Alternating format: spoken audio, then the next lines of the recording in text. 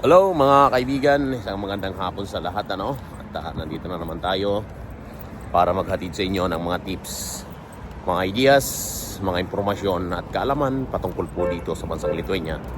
At tayo po ngayon ay may pag-uusapan na patungkol po dito sa bansang Lithuania dahil may nabasa po tayo sa headlines ng government dito po sa bansang Lithuania.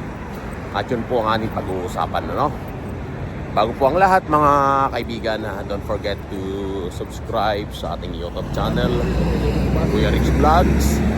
At i-hit nyo na ang notification bell all para lagi kayong updated sa ating mga susunod na mga videos na ina-upload dito po sa bansang Lithuania.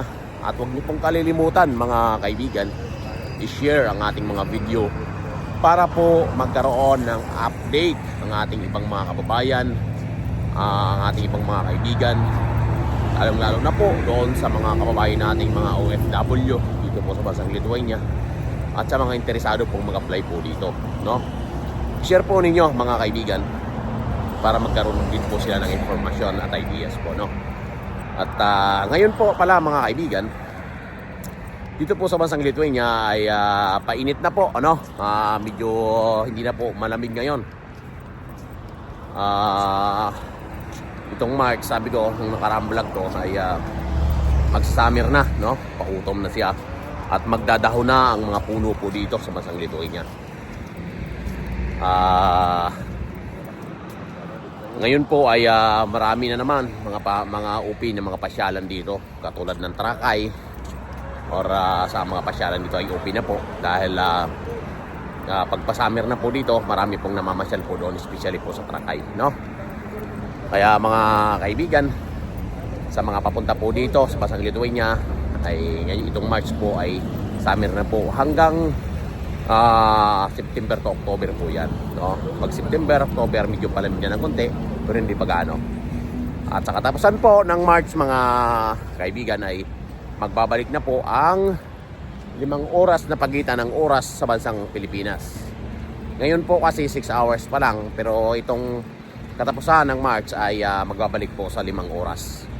Yun po ang update ko po sa inyo ngayon. At yung base doon sa nabasa nating headlines dito po sa bansang Lithuania na kung ano po ba yun ang ating pag-uusapan, Dahil may nabasa po tayo sa headlines na ito po ay hindi pa naman po ito implemented, Ito po ay sinusulong pa lamang. At yun po ang ating update ngayon.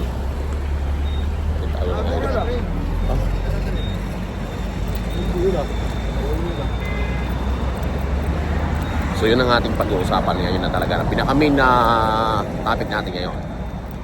So yung nabasa po natin sa headlines na sinusulong ng kanilang government dito na hindi pa naman aprobado, hindi pa naman implemented ay bawal na po, Ang isinusulong po nila ay bawal po magdala ng pamilya dito at bawal na po mag-PR. Yun po ang sinusulong nila. At bawat foreign workers dito or Filipino workers sample ay every 2 years na lamang ang kontrata at after finish ng kontrata ay uwi po sa bansang Pilipinas. At ibang Pilipino na naman ang mag-apply po dito. So yun po ang isinusulong pa lamang nila. Hindi pa naman na implemented. Pero exempted po yung mga highly skilled workers, Hindi po kasama yon. Pero yung mga low skills siguro, yung mga nasa factory or ano man ay na hindi po pasok sa bracket ng minimum sa national minimum salary wage po nila dito ay kasama po sila sa every 2 years na kontrata po, na mapapa 2 years lang magiging kontrata po ng nila, So medyo naguluhan. So ulitin ko kasi medyo magulo, So yung nabasa po natin sa headlines ay bawal na po mag-PR dito at bawal na po dalhin ng pamilya dito at every 2 years na lamang ang magiging kontrata ng bawat workers o foreign workers dito po sa bansang Lithuania. At pagkatapos po ng kontrata ay uuwi na po sa bansang Pilipinas. At ibang Pilipino na naman ang pupunta po dito. Pero exempted po ang mga highly skilled. Yun po ang update ko ngayon, no? Mga kaibigan. Pero hindi pa naman siya totally implemented kasi aprobahan pa yun ang facility po dito. Pero nawa ay nawa ay hindi matuloy, no, na maaprobahan ng facility kasi masyadong risk po yun sa mga Filipino workers, lalo na po sa mga nag-apply po dito. Kasi kung every 2 years lamang po ang magiging kontrata po natin dito sa bansang Lithuania, tapos balik na naman po, wala pong mag-i-interest na mga Pilipino na mag-apply po dito sa bansang Lithuania. Kasi bago po, alam po natin na bago po tayo makapunta dito po sa bansang Europa, sa bansang Lithuania, ay napakalaking ginagastos po natin ng mga OFW o mga aplikante dyan sa bansang Pilipinas. Kaya kung 2 taon po tayo, 2 taon lang po ang ating kontrata dito, ay lugi po tayo, no?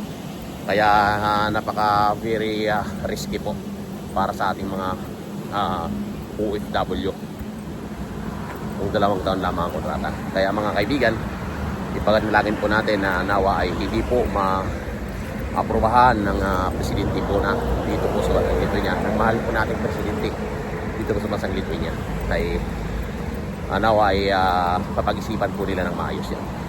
Dahil wala pong magpo-foreign workers pag ganun po ang mangyayari. Kung every 2 years lamang, no?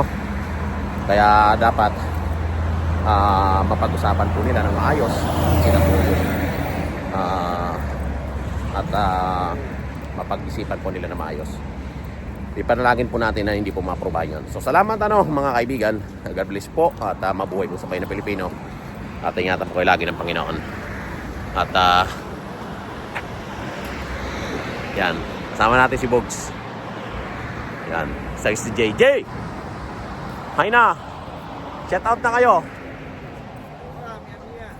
Shout out sa asawa ko dyan. Ayun. So, ikaw naman, Jay. Oh, anong masabi mo doon sa sa bagong headlines ngayon sa government? Genevieve Kinya, shout out sa asawa ko dyan, Genevieve Kinya. Ayun. Ayan, shout out daw kay Genevieve Kinya sa asawa po ni Bogs. Shout out po. No. Ayan si Jay. Jay, ikaw naman, Jay. Jay. Anong masabi mo sa mga headlines? No comment. No comment? Oh. Yun ay, hindi pa naman na-implemented yun mga kaibigan. Huwag po kayo matakot. Dahil matatalino po ang tao dito sa bansang Lithuania. At pinag-iisipan po nila yan na maayos. Matagal pa naman yun mangyayari. Kumbaga, nabasa lang natin sa headlines. Kaya,